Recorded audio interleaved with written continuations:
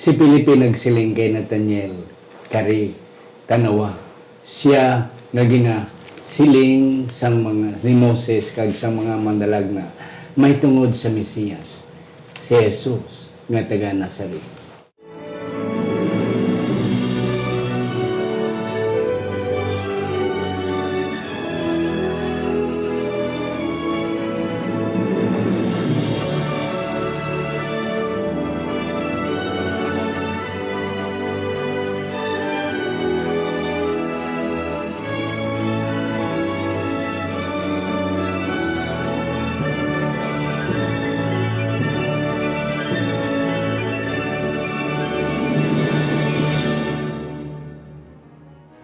Ang Pagtuon Subong, semanal nga paghusisa, pagtalakay, pag-review sa aton leksyon sa eskuela, sabatika. Isa ini kay Ilonggo o kung hiniligaynon nga version sa aton weekly Sabbath school lesson.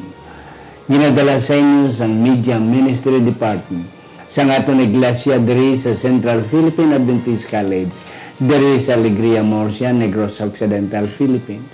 Kagako si Pastor Luisito Tomado ang inyo masonson nga host sa sining nga programa. Kagyari karon ang akong duwa ka mga resource persons nga permin ninyo makita mga kauturan kag comebacking ang isa mga kauturan. Wala sang iban si Ma'am Joy Aliosa Maglana, originally halin sa Coronadal, South Cotabato. Siya subong ang aton director sang dalagko, tatlo ka mga dalagko nga mga departamento diri sa college, public relations, marketing, and communication. Ma'am, mayong adlaw sa inyo. Mayong adlaw, Pastor.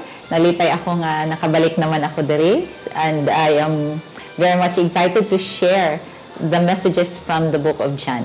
Yes, ma'am, and that's correct. Ang kadwa naton nga pakilala mga kauturan, wala sang iba ng aton nga senior church pastor diri sa aton nga iglesia diri sa CPAC, wala sang iban si Pastor Delbert Hintapanan. Pastor, mayong hapon. Mayong adlaw, Pastor. Mayong adlaw ng Joy. Kaya sa aton mga kauturan, napasalamatan ko ni kay ganan mag-open sa inyo, magtuon naman sa pulang sa Ginoo. Yes, and that's correct. Wow, we are very excited mga kauturan. I know, pasaligon ta kamo mga kauturan. With the help of the Holy Spirit, we can get the best sa atong discussion. Ari na kita sa lesson 8, mga kauturan, fulfilling Old Testament prophecies. Sa hindi pa mga kauturan, ato na naiduko ang atong mga ulo sa pagpangamuyo. Sa siningation ginoyari kami nakapalapit sa imo.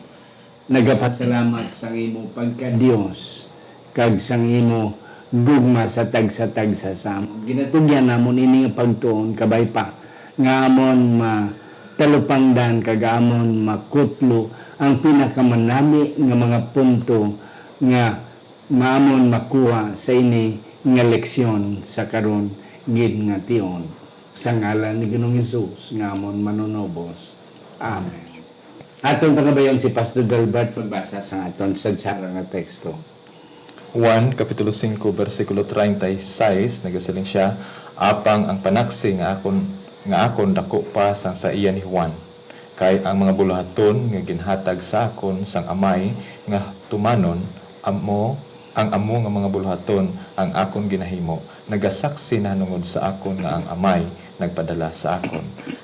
Yes, thank you gid mga kauturan. Salamat Pastor Delbert. Ang aton leksyon para sa November 16, Tubtob November 23. Fulfilling Old Testament prophecies. Leksyon 8. Ma'am Joy and Pastor Delbert, sa nagligad ng mga 7 ka mga sinimana, samtang nagatuon kita sang libro ni Juan, ato nasaksiyan ang mga testimonies from people regarding the messiahship of Jesus. Kag mga signs and miracles nga gin-perform ni Jesus nga nagapamatud nga indeed siya isa ka Mesiyas.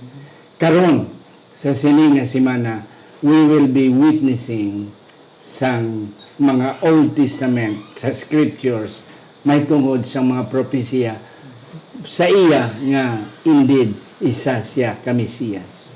Yes, Pastor, ano pag ina imong talupangdan sa sini nga semana nga aton matunan.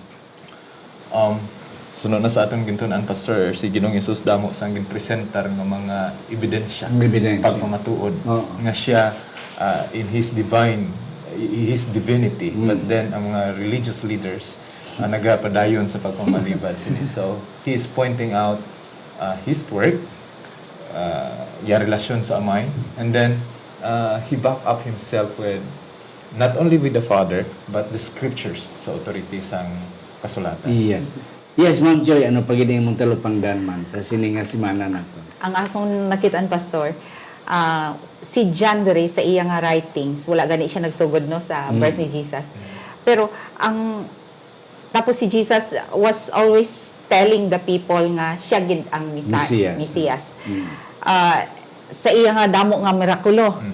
Pero damo ang wala nagpati. Pero aside from that, sa aton leksyon karon, kay ang mga mirakulo, abi Pastor, ang iban pwede man siguro makahimo sila, no? Pwede man sila makahimo, the prophets or mga magicians sa una.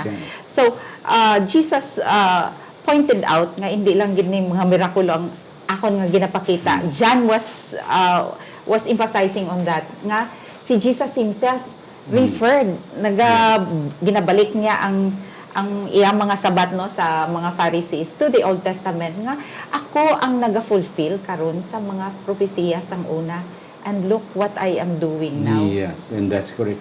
And then mismo si John man mismo naga-quote, naga-refer. And then not only John but the rest of the gospel writers naga-refer sa Old Testament na indeed siya, si Jesus is a son of God and the Messiah to come. Yes, Pastor Delbert, sa aton nga Sunday, signs, works, and wonders. Anong imo na talupangdan diri, Pastor?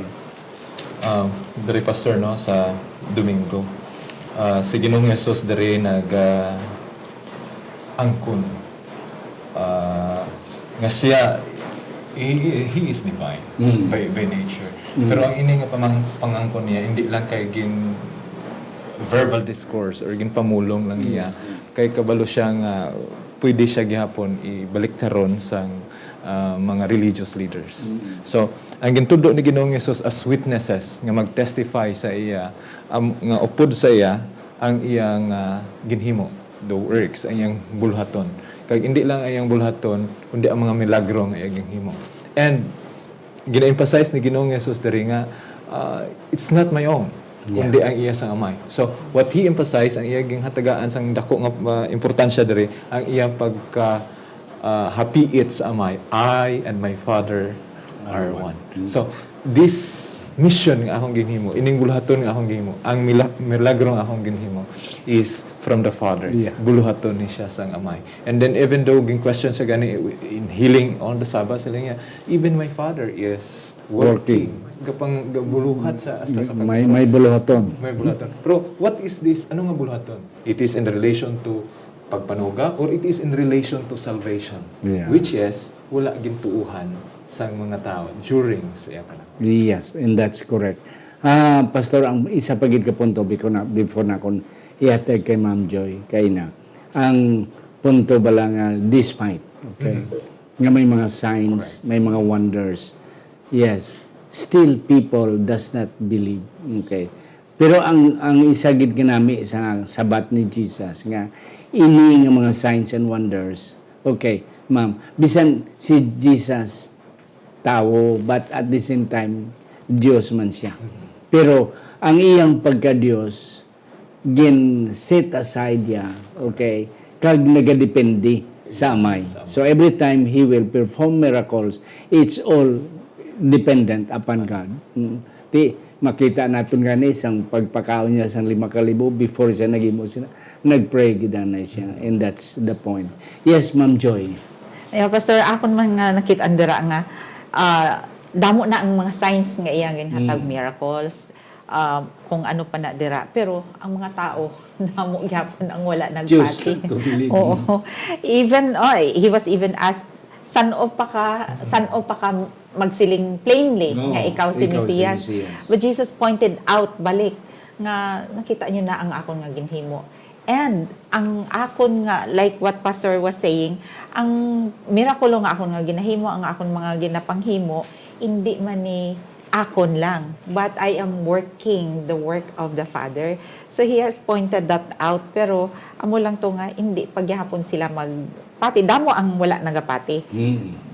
So, amo na nga, basi bala, ang question naman diri sa aton isa ka question diri sa aton leksyon nga, how can we protect ourselves no from having this kind of hearts bala nga. Yes. Damo na tanakitan. We read from the scriptures, pero ara gyapon sa aton ang pagduha-duha. Just imagine, pagbanaw lang kay Lazarus, that's a very strong evidence. Oo, wa isang makahimo sina. Wa isang makahimo sina na ang pagpalakat niya sa 38 ka tuig nga crippled man, wala na nahimo for 38 years, wala gid sang isang nga nga nagpalakat sa lupog. So that's a strong evidence. But the point is, despite people may pagtuo nga siya Mesiyas, but they preferred not to believe. Gilagyapon ginpatiga ang ilang mga tagipuson. Yes, Pastor. So in short, Pastor, when we claim it by word, so then people, ang mga tao, can easily deny it if it is by word. But kung may itudlo ta sa ilang binuhatan, then Jesus, in the case of Jesus, may milagro siya coupled with the miracles, then people cannot easily deny sang iyang claims. Yeah, kag isa pagin Ma'am Joy, Ma'am Pastor, nga ang mga katawan, hindi gid nila matulong si Jesus being the Messiah or bisan leader lang gani. Oo, sang mga katawan, because sila ya mga resulta sang dalagko nga mga universidad, graduate sila, they have degrees. Here comes an individual who don't have a formal education, yet di amo na daw hindi nila mabaton nga upawanta daw dakuan pa sila sa aton nga kita ya may mga degree, may mga diploma, pila ka doktoral lang aton nga mga degrees, and then here comes a man. Yes, Ma'am Joy, ari kita na sa Monday. The authority and the role of the Scripture. Ano, Ma'am Joy, ang isa diri nga at least matalupangdan naton? Ang ako natalupangdan diri, Pastor, is that Jesus was always referring to the Old Testament. Even ang other writers no sa New Testament. So, ginapakita ni Jesus ba ang scriptures at that time, siyempre Old Testament ilang ginabalik niya dito. And he is saying, I am the fulfillment, ari gani ko, I am the one fulfilling. So, the Old Testament is central to the New Testament. Yes, so, yes. Daw gina-justify ni Jesus ba ang iya nga ginahimo, lantawan niyo ang ginsiling. Okay, he was always pointing that out. So, amo na ang iya nga the attitude of Jesus ba towards the scriptures. Gina niya nga authority gid ning scriptures. So amo na ang iya nga ginasiling he pointed that. Ako na Ma'am sakyan ang imo nga punto nga scripture authority. Kay no less than si Pilipi bala. Oo. Pilipi nasilin sa kay Nathaniel, hari, come and see. Kay ako nakita kung ano ang ginhambal ni Moses kag sa mga manlalagna. Ang halos mga Hudiyo, Ma'am, Pastor, nagapatigid sa scripture sa Old Testament. Na galing hindi lang gid sila kabaton ang si Jesus is the fulfillment of the Old Testament. Yes. Yeah, Pastor. For Philip, Jesus has been the fulfillment. Yeah.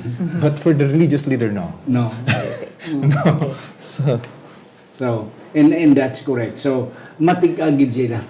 As what I've said, prejudice gid sila yan. Nga, because, Ma'am Joy, isa pagin nga ako na punto, because ang Mesiyas, nga ila ginapabot, hindi suno sa ila standard, suno sa ila ginapahuna.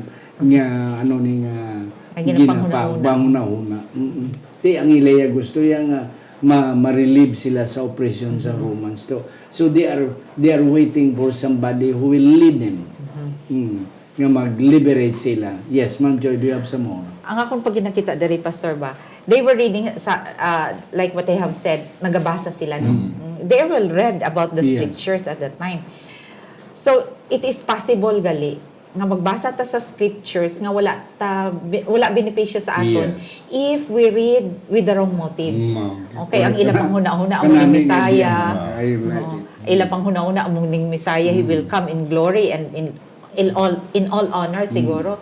So kung ara tadaan nga mga panghuna-huna no nga hindi suno sa scriptures, hindi ta nabuhian, wala gid benefit ang scripture Yes. sa aton. And that's correct. So that's why we really need the Holy Spirit to come into Yes, and our that's correct. Kaya mo come into man our naman, mind. sa ang scripture, ang Biblia, gambal, ang Sabado, gidya, adlaw, paway. Yeah. Pero yet, a lot of people does not accept the truth. Because may preconceived idea na nga daw, hindi budlay balion. Balion, ina nga panghuna-huna. Nga, kag budlay tunlon ang kamaturan. And that's the point. Yes, Pastor. Another thing, Pastor, ako na obserbaran diri is that kung magbasa man gani sa Ginoong Hesus ang kasulatan, for example, mentioned diri ang Numbers 2:5 to 9, he reads it about himself. I mean, Jesus ang sentro sang pag-intindi ni Ginoong Hesus ang kasulatan, it is he himself. So he is the fulfillment of the scripture. So sa ako naman is kung magbasa ko sa Biblia, it's not about any idea or any theology. Ang akong pangitaon kung magbasa ko sa Biblia, of course, who is Jesus in the scriptures. Because sometimes when we read, Ma'am Joy kagina yung point out niya that sometimes we misread the scriptures because kay gusto ta pamatud-an kung ano ang may ara kita, Lain atong tuyo. kag kung ano atong tuyo or ano nga pangunahon ang ara sa aton, but actually scriptures will brings us to Jesus. Kag isa pa gid, no, before we'll go to the next day. Ini si Judas fulfillment man ni. Yeah. Na ina ang pag-die sang kaslat sang mga Kaslas. soldiers, fulfillment pa na sang prophecy, but yet people yung wala gid hindi kulapan gid gyapon. Okay, kadto kita sa Tuesday. Ari na ang mga record sang mga prophecies nga na-fulfilled and then as quoted, as recorded by John. Yung Pastor, balik ko sa imo. Yes, mga few examples diri about the Old Testament scriptures. Yeah, Pastor, ang isa di kabutan ako man natalupang dan is that si Ginoong Hesus wala lang garilay sa iya binuhatan kag sa mga milagro as a source of his authority. He relies ang iya autoridad from the Father. And because there is the inspiration of the scriptures, Yes. and then he really acknowledged the authority and the inspiration of the scriptures. Imagine, anak siya sang Diyos. He is the Son of God. Pero he really acknowledged the scriptures. So, sa aton karon mga kapanahonan, mga tao, agi ko pang Bible study, dayon to, okay. Tay, mamantuon ta sa kasulatan. Yati no bintaan Diyos na ko to, bata ka pa, ikaw ang matudlo sa akon. Siling ko tay, ang kasulatan aton tunan indi ako ang akon. So Jesus' authority is from the scriptures. And then Jesus, ang namian ko di is Jesus citing. May mga ginasite siya diri from the Old Testament. For example, Isaiah 40 verse 3. And then John says that this is the fulfillment of Christ before sa atubangan sa mga religious leaders. And then we have also Psalm 69 verse 9. And this is also the fulfillment of Jesus in Himself. Nga kung sa diin, mismo ang iya balay, tungod sa ilang kakugi sa imong balay, sila mismo ang magahalunhon sa imo. So, in which Jesus himself was consumed by the people, ngati ang mga tao ang sentro na nila ato na sa business, sa ila baligya, sa ila ginansya. But they are using the temple of God. And it was happened in the life of Jesus. Yes, and that's correct. Si John nag-quote sa Old Testament, sila niya, ari ang ginambal ni siya. So, ang tingog halin sa wilderness, sa deserto, make straight the way of the Lord. Yes, Ma'am Joy, ano pagid ang mga ibang mga evidences? ginhambalan man ni Pastor ang iban rin ng mga evidences. And there are a lot of texts actually nga gina-refer na inang fulfillment gidya nga si Jesus gidya fulfillment. And even in John 7:38 nagasiling siya dira, he who believes in me, as the scripture says, from his innermost being will flow rivers of living water. Sa Old Testament man, Jeremiah was telling about the fountain of living water. So ginapakita lang gidira. Damo pag ini nga mga teksto diri no, nga mga nagasiling dito sa Old Testament amo ni. So Jesus was showing ari na. I am showing you the signs. Ang sang-una nga ginasiling about me, subong gina-fulfill na. So nakita dira naton nga Jesus really is referring nga to the authority of the scriptures, and at the same time siya gid ang naga-fulfill sining mga Old Testament prophecies. Pero bala on the other side of the coin, Ma'am Joy and Pastor, kung kaysa do hindi magkita ka totally blame sa mga leaders. Kay bisan the disciples themselves, may mga doubt. Nag-fully believe lang 100% after the resurrection. Na, I do not know how to apply that. And in fact, pagkatapos gan isang resurrection sa Ginoong Hesus nag-upod sa yung disciples all the way to Emmaus, kinanglan pa siya mag-Bible study liwat para magtuo. So sa sining punto pa sir, nami gid ka, I think the lesson para sa akon is we need really to study this. Yes, that's correct. Kahit ibisan si Tomas. Tomas. Oo. Unless you see, hindi ka gin magpaki. Tiyan mo na sa aton. And then sa last time sa aton nga ligad nga mga sinimala, ang aton advantage over the people in the biblical times. Kaya ang mga New Testament people ang ila lang yang mga quote is the Old Testament. And they don't have the luxury sa damo ng scriptures unless they will come to the temple, unless they will go to the synagogue. That's the time they can read the Bible. Karon niya bisan sa cellphone nato, we have all the scriptures, mga Biblia. And then we have witnessed all these things since the beginning, creation, up to our present time, until the Bible was written. We have all the evidences, and that's one of the things that I have discovered. Now, we are more blessed than the people before. So that's why we don't have the reason to doubt Jesus as the Son of God. Yes, Ma'am Joy, may ikadugang ka. Yes, Pastor, kay kung aton gid lang tawon even in the next part of our lesson, fulfillment gidya ang ang New Testament of the Old Testament prophecy. So, amo tong ginasiling ni Pastor nga importante gid nga magbasa ta. Kaya ang iban nga mga tawo siling New Testament lang akong basahan. And sometimes you don't understand ano man yung ginasiling sa New Testament nga ang may gina-refer dito. So, it's always it's always good to look back. Lantaw naton dito ay paglantaw mo gali diri sa Isaiah, ginasiling gina Isaiah nga there is that Messiah coming. Tapos paglantaw mo sa New Testament, ay amo gali ni siya. So we are, tama ka Pastor, pagsiling mo nga we are very fortunate sa buong adlaw. Nga ara na ni tanan naka-bind na tanan nakahanay na tanan. Basa na lang kamo. Tapos kag magpati, basa na lang kamo ara daw ginhatag na gid bala sa aton tanan. So medyo nagita sa we are very fortunate, and it's and it's the Lord's will magid siguro nga ginhatag in our days kinahanglan ta gid ni. Pero kinahanglan ta nga usisaon. We have to read, we have to be founded on what the Bible is saying. Kay we will not just rely sa mga testimonies, sa mga wali. Yan namin man mamati, tawali mamati ta Bible study. Pero iba talaga if we will be the one to search the scripture. We are told that if we search the scripture, we will find life right there. Yes, Pastor, may kadugang. Ayo, Pastor.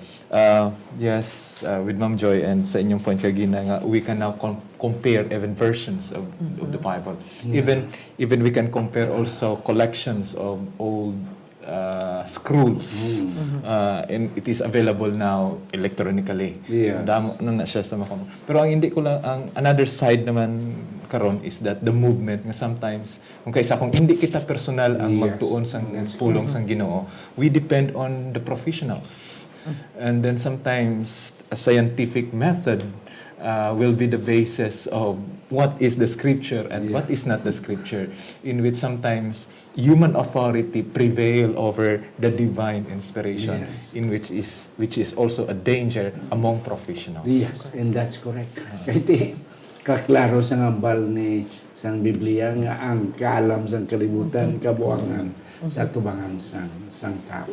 We don't have much time unless pero before ta magadto sa aton nga Thursday, ang last naton, may mga quoted diri nga mga scriptures nga gin-quote man ni John, labi na gid sa during the time of the last week of Christ Christ life. Okay, ang iya pagmarcha nga nagsakay siya sa asno. Okay. Yeah. Pastor, do you have some more about that? No. Yeah. Sa sining punto, Pastor, no?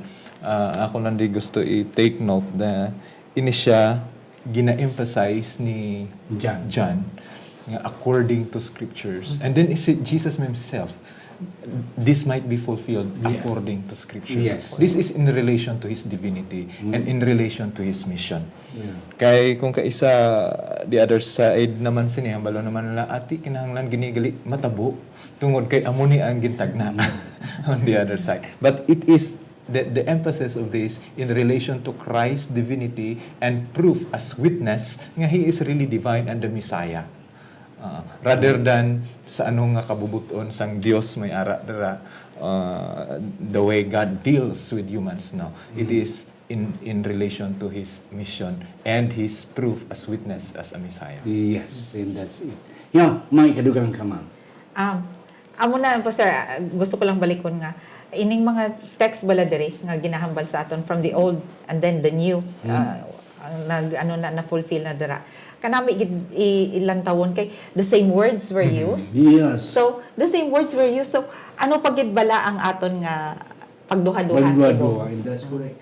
Si Judas being prophesied.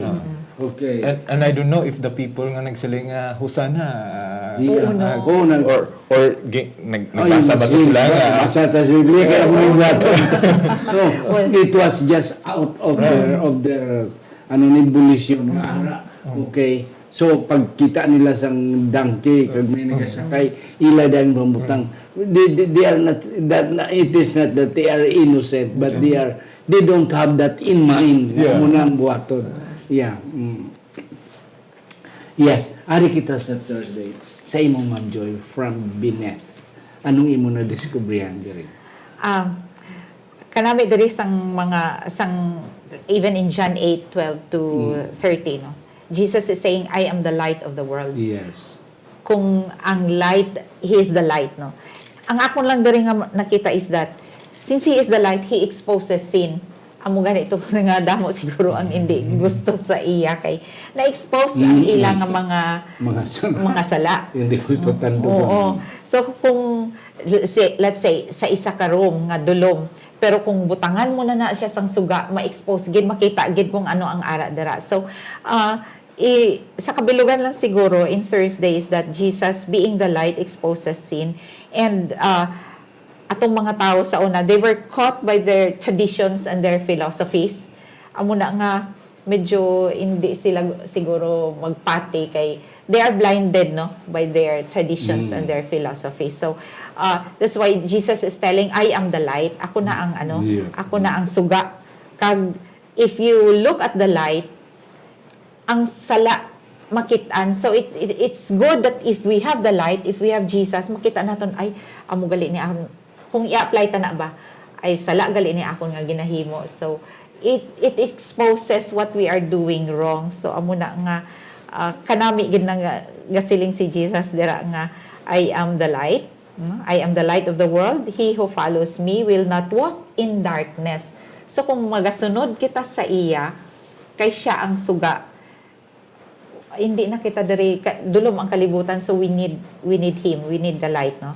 So ang mga Pharisees nagsiling, so you are testifying about yourself, ginahambalan, your testimony is not true. Gahambal pag sila ang imo ginasiling, hindi man siguro na matuod, pero Jesus is even telling them, I am testifying my testimony of myself is true. Kay nakabalo ko kung diin ko halin. Yes. Kabalo siya kung diin siya halin. Yes, thank you, Limon Joy, kanami isang punto. Ang akong isa man nakita diri sa aton nga Thursday, inibalang ideya nga ang mga katawan, yes. Ang ila balang despite nga they pretend to be religious, but they are very far being spiritual. Yeah. Kaya nagapakita lang sila. That's why they cannot discern. Yeah. Hindi nila mahangpan ang pag-abot ni Jesus as the Messiah. Because layo sa ila pangunauna ang spiritual things. Yang ila yung ginakuan is material. Nga may the Messiah who will become our king. The Messiah who will be our strong religious leader. That's why kabudlay gid sila magbaton. Yes, Pastor. Namian ko din sang pagsaylo-saylo sang argument. Sang argument. Jesus said, I am the light. And then, hindi sila magtuo. Sige na, Jesus. Sila nga, ikaw, nagsaksi lang sa imong kaugalingon, hindi matuod.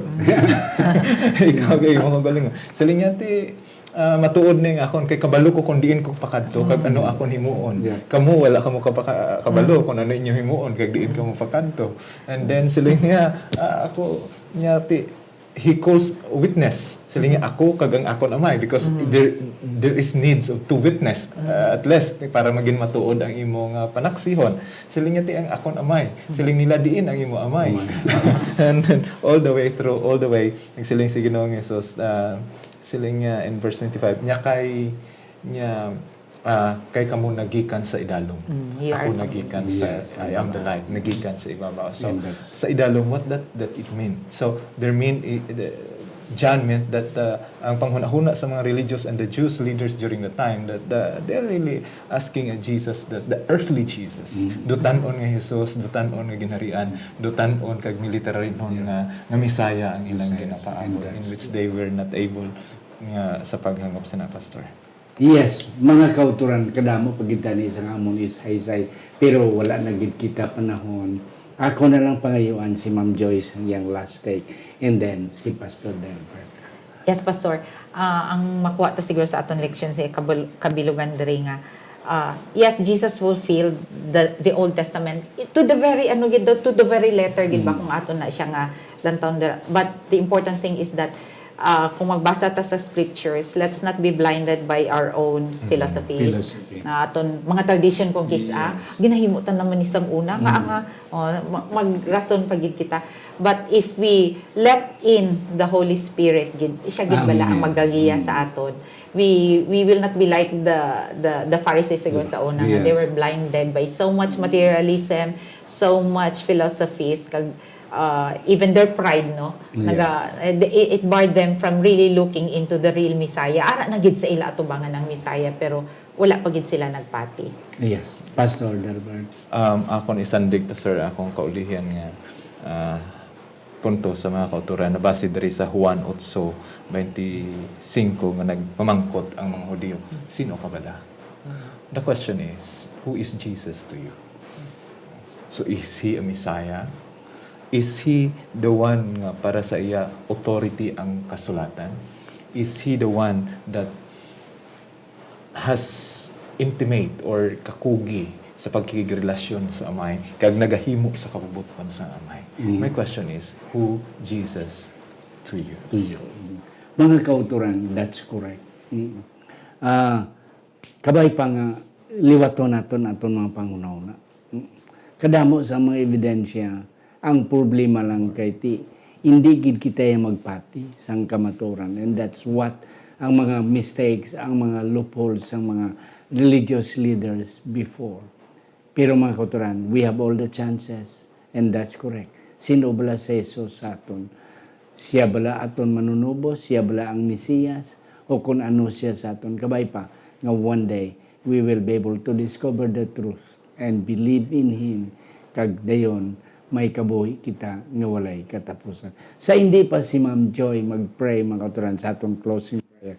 Ako na i-mention ining aton kag pasalamatan ining aton mga sponsors nga dako gid ang ilang nabulig sa aton ministry mga kauturan. Si Dr. Rhoda Hardinico, Dr.